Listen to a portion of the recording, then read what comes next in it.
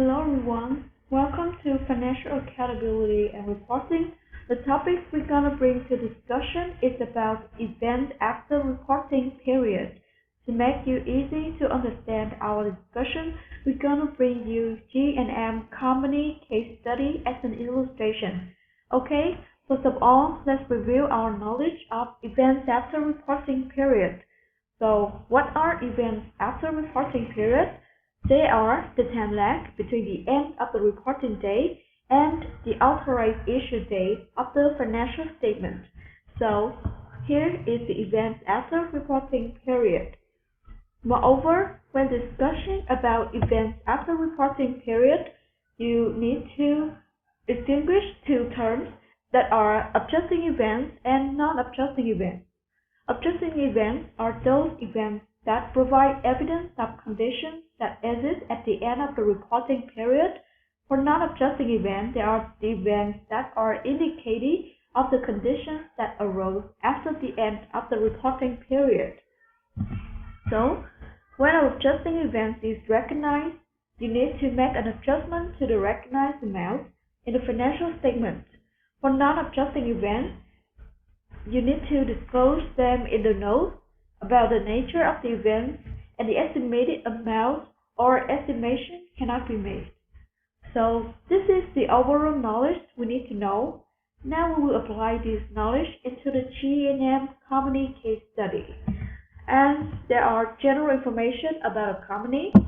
Firstly, it's an Australian wire company. Secondly, G&M has many years prepared financial statements combined with AASB. Thirdly, G&M financial year starts from 1st of July and ends at the end of June in the next year.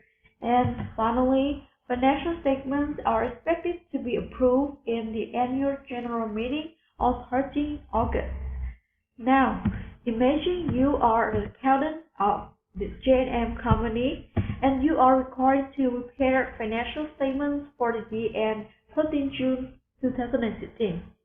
And imagine today is 28 August 2016 and you have been made aware of the following matters. The first problem is that on 13 May 2016, the customer initiated legal proceedings against the company because G&M breached a contract. And on 13 July 2016, the company's legal advisor informed the directors that it was unlikely that the company would be found liable, and therefore there is no provision has been made in the financial statement, but there's disclosure of contingent liability. However, on the 15th of August, the court felt that G&M is liable, and now the company is required to pay the damage to the customer A. Thirdly, on 20 August 2016, the customer B go bankrupt because of his financial difficulties. So it seems that the amount of $25,000 from this customer cannot be collected. And finally, it was unlucky that a fire happened on 25 August 2016, which made G&M's warehouse burn and all inventories are destroyed. So, what are the accounting treatments for these events you should do? Before we come up with the solutions, and there are some key important points you need to be aware of.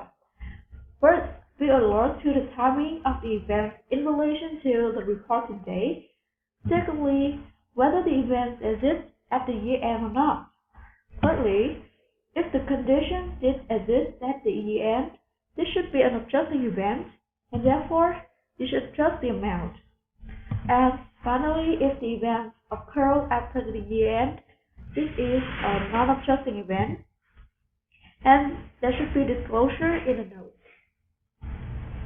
So, specifically for the legal proceeding case, the legal proceeding is issued on 13 May 2016.